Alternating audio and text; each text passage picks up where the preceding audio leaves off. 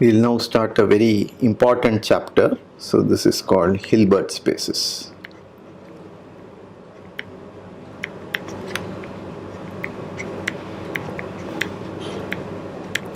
So Banach spaces and Hilbert spaces dominate functional analysis. A Hilbert space is a Banach space with some geometry built in. In particular, we say when two vectors are orthogonal to each other or at right angles to each other. So we introduce the notion of an angle. How is it done in R2? For instance, if you take the plane R2 and you have two vectors x equals x1, x2, y equals y1, y2, then mod x is the norm x2, that is the norm in ln2. So you think of ln2, L22 for instance. Okay, so this is the norm x2, and then you have what do you have? You have what is called the inner product x dot y equals mod x mod y cos theta. So that you say two vectors are orthogonal to each other if theta is the angle between them.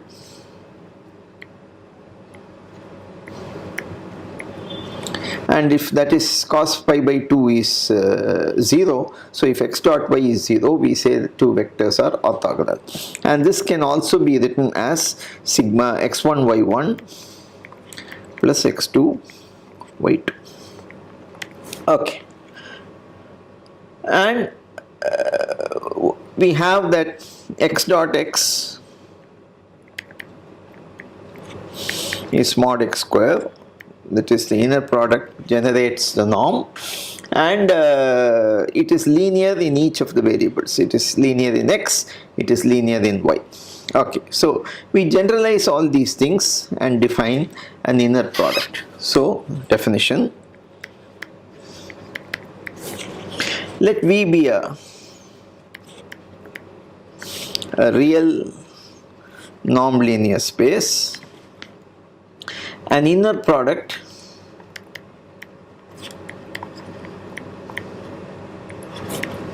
on V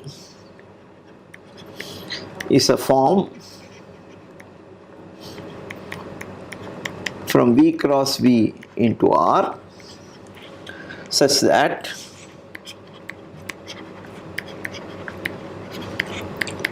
one, it is symmetric.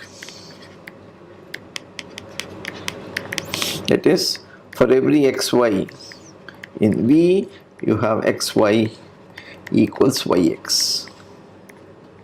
Okay, and then 2, it is bilinear. Therefore, that means alpha x plus beta y inner product z will be equal to alpha xz plus beta yz. This is for all x, y, z in V and for all alpha, beta in R. So it's also linear in the second variable because you can interchange by symmetry. It also means that it is linear in the second variable. And then thirdly, you have that xx equals norm x square. Okay, so such a bilinear form is called an inner product.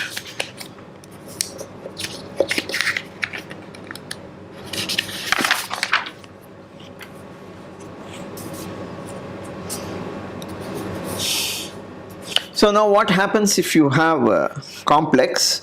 So if V is over C, then 1 becomes xy equals yx is nothing but xy conjugate. Okay, it is linear in the first variable, and therefore this means we have x alpha y plus beta z will then become alpha conjugate xy plus beta conjugate yz. So this is called, and it's linear in the first variable, it is conjugate linear in the second variable, and such a form is called a sesquilinear form.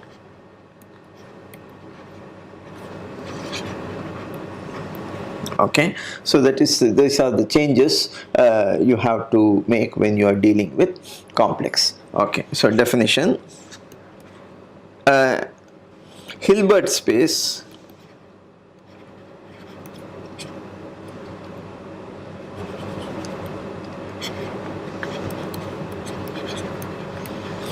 is a complete inner product space.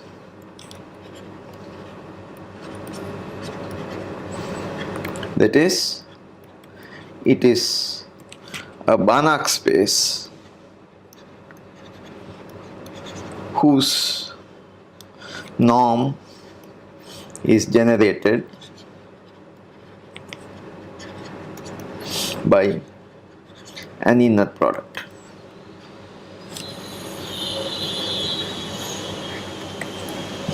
Okay, so now time for examples.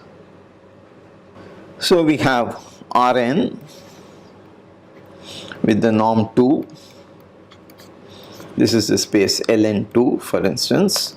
So you define the inner product xy equals sigma I equals 1 to n xi yi.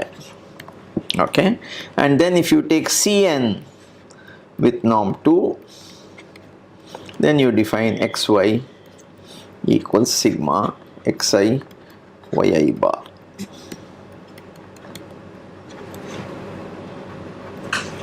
Okay, so this is obviously the inner product because you have xx equals norm x square and the other properties are immediate to verify. So then example 2,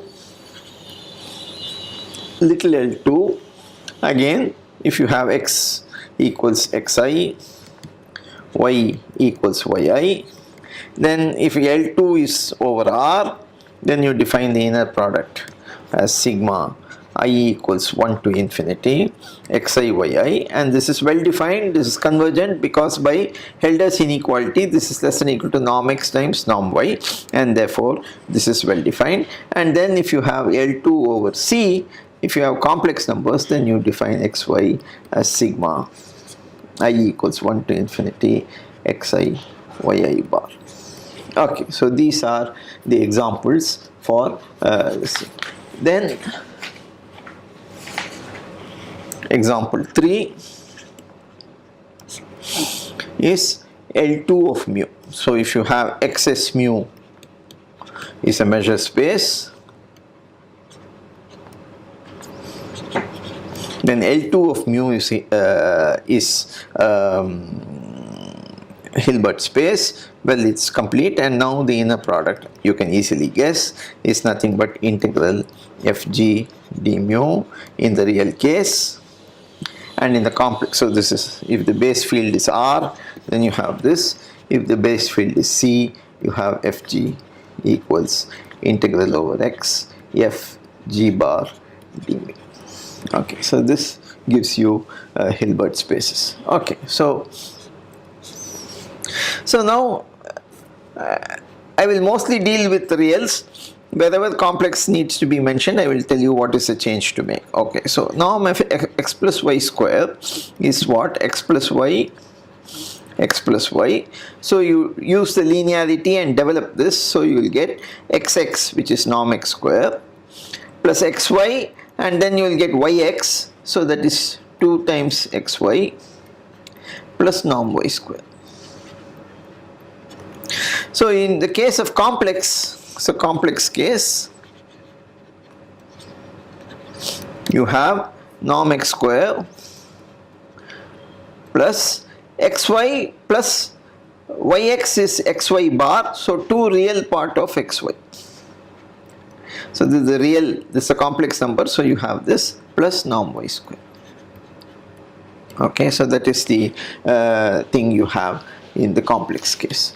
Okay, so now if I similarly write x minus y square, so this is equal to norm x square minus 2 xy, or 2 real part of xy, plus norm y square. And so if you add these two, you get norm of x plus y by 2 whole square plus norm of x minus y by 2 whole square is 1/2 of norm x square plus norm y square. So this is what is called the parallelogram, parallel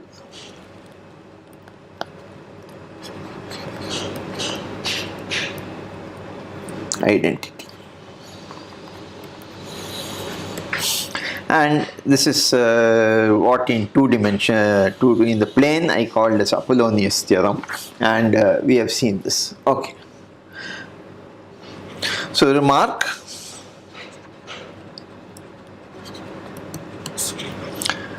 a theorem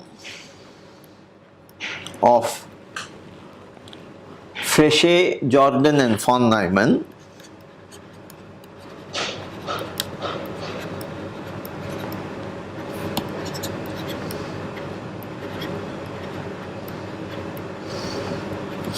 states that a Banach space where the parallelogram law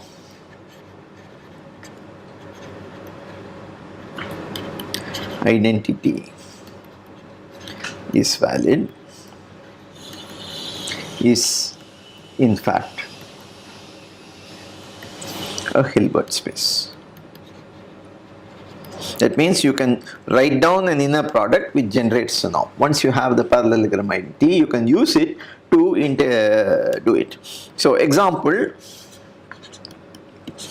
you take C01, this is a Banach space with the sup norm, and cannot be made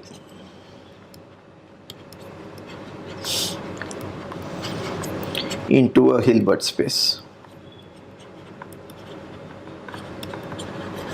That means the parallelogram law will fail. So you define ux. So you take not C01, let us take minus 1, 1. You can do it with C01, but it's easier to write it with C minus 1, 1. So this is equal to minimum of x and 0. So that means, how does the graph of u of x look like? When x is negative, you take the value, and then when x becomes positive, then it is. So this is the function u. And then v of x is x itself. So this is v. So u goes like this and v goes like this. Okay, so these are the two functions u and v. Then norm u equals norm v equal to 1, as you can easily see. So this is minus 1, this is 1. Okay, and norm of u plus v by 2, in this part it is, both of them are the same, so you will get 1, and then so infinity. All these are the L infinity norms, and norm of u minus v by 2 will only be half, because here it will be u minus v is 0, and here it is half of x, and therefore u minus v by 2 will be half, and you will say that the parallelogram law fails for this pair of functions. Okay. Theorem H. Hilbert. H is uniformly convex, and so hence it is reflexive. Okay, so proof. So you have norm x less than or equal to 1, norm y less than or equal to 1, norm of x minus y greater than epsilon. Then from the parallelogram law, you will get norm of x plus y by 2 is less than or equal to 1 minus epsilon square over 4, and therefore this can be written as square here, 1 minus delta square for suitable epsilon, and therefore you have uniform convexity, and we know that every uniformly convex space is reflexive. Okay, so every Hilbert space is reflexive. Okay, now when we wrote the Hilbert's inequality, when P equals 2, which is equal to P star, I said Hilbert is Cauchy-Schwarz.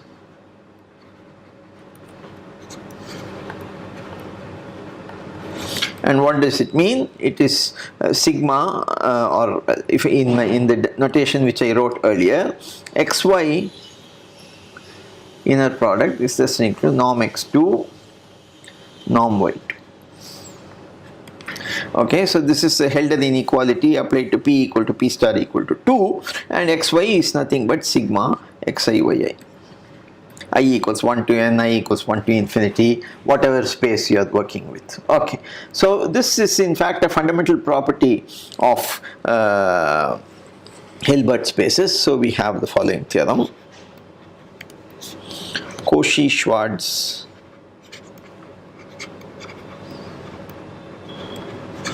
inequality. So H is a Hilbert space and xy in H. Okay, then mod of xy.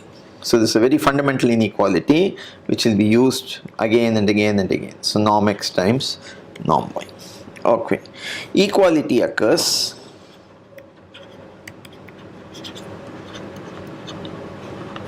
if and only if x and y are scalar multiples, x and y are scalar multiples of each other. Okay, so proof. So we will do it for the complex case. The real case will be a particular case of that. So let us assume, so theta in C such that you have mod theta equal to 1 and theta times xy is mod xy. We have done this before. In some various examples we have done this. Given a complex number, it can be written as r times e power I theta. So theta e power I theta I am calling theta now, and so any complex number can be written as a number with modulus 1 times its. So I am bringing that down here. So you have this number here. Okay, so if t is in R, we have 0 less than or equal to norm of theta x minus ty whole square. So let us expand this. This will give you norm theta x whole square, that is norm theta square norm x square. Theta has modulus 1, so that will give you norm x square minus 2 times t is a real number, real part of theta x comma y plus t square norm y square. Now what is real part of theta xy? Okay, so theta x comma y is theta times xy, which is mod xy.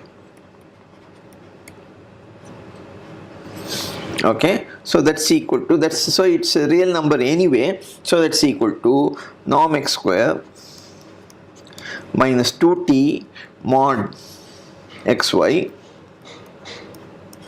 plus t square norm y square, and that is always greater or equal to 0. So you have a quadratic polynomial which is non-negative, which is of constant sign. That means it should have, so you are having a parabola which never changes sign. That means it doesn't have any real roots. That means its roots are imaginary. So this implies, so this is true for all t in R. and therefore you have that the roots of this quadratic should be imaginary. So b square must be less than equal to 4ac. That means 4 times mod xy square is less than equal to 4 times norm x square times norm y square, and that implies that mod xy is less than equal to norm x norm y. So that proves the Cauchy-Schwarz inequality, which is a fundamental inequality, as I said. Okay, so if you want equality in this, so you should have that the roots should be equal. That means theta x should be equal to ty. Okay, and only then where t is a root of this quadratic polynomial, and therefore some t naught, and that proves whatever we wanted to prove. Okay, because you want equality means this is equal to 0 only then, so that means t must be a root of this thing, and it should be a perfect square, and therefore you will have theta x equals t naught of y. Okay, so corollary,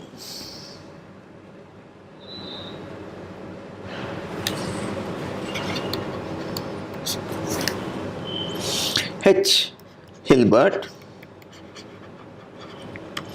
and y in H. Okay, so define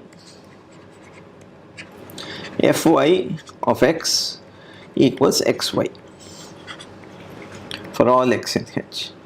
Now this I am writing in this fashion with y in the second coordinate, so that it is linear in the first coordinate, and therefore even in the complex case or real case, it doesn't matter which, this is always a linear functional. Okay, and therefore mod fy of x by the Cauchy-Schwarz inequality is mod xy, and therefore that's equal to norm x into norm y. Therefore fy belongs to H star, and norm of fy is less than or equal to norm y. So assume that y is not equal to 0, and you take x equals y by norm y. So norm x equal to 1, and fy of x is xy, so that is y norm y by norm y, which is equal to norm y square by norm y, which is equal to norm y. So the maximum is reached on the unit sphere, and therefore, so this implies that norm fy equal to norm y. Okay, so I didn't state the thing. Okay, so this is the proof. Let me state the theorem. So then fy belongs to H star, and norm fy equals norm y. Okay, so that was the corollary, and I have already proved it. Okay, fine. So we will see in the next chapter that every continuous linear functional in fact arises in this fashion. So H is isometrically isomorphic to its own dual, and so very often, especially in the real case, we can identify the two. Okay, so then another corollary, H Hilbert, let xn weakly converge to x and yn converge to y, then xn yn converges to xy. So when you have an inner product and one term converges weakly and one term converges strongly, then the limit is the natural whatever you expect. Okay, so if both of them are weak, then you cannot expect, like for instance in LP spaces also we saw an example, cos nt went weakly to 0, but cos square nt went weakly to half. So you cannot expect normally when you're dealing with the product of a weak convergence to behave properly. You don't know what will happen, but if one is weak and one is strong, then you are on safe ground. Okay, so proof. Okay, so mod of xn yn minus xy is equal to less than or equal to mod of xn yn minus y plus mod of xn minus x y. Now the first one by Cauchy-Schwarz inequality is less than or equal to norm xn norm yn minus y plus fy mod xn minus x. And now every weakly convergent sequence is bounded, so this is less than or equal to m times norm yn minus y plus mod fy xn minus x, and then both of them go to 0. The first one goes to 0 because yn converges to y strongly, and this goes to 0 because xn converges to x weakly, and therefore x and yn converges to xy. Now, so in particular, if xn goes to x and yn goes to y, both of them are strong, then x and yn will also go to xy. That's now obvious that you could have done it in many directly, but now you know if it converges strong in norm, then it converges weakly, so xn goes to x weakly as well, and yn goes to y in norm, and therefore you have this. So okay, so that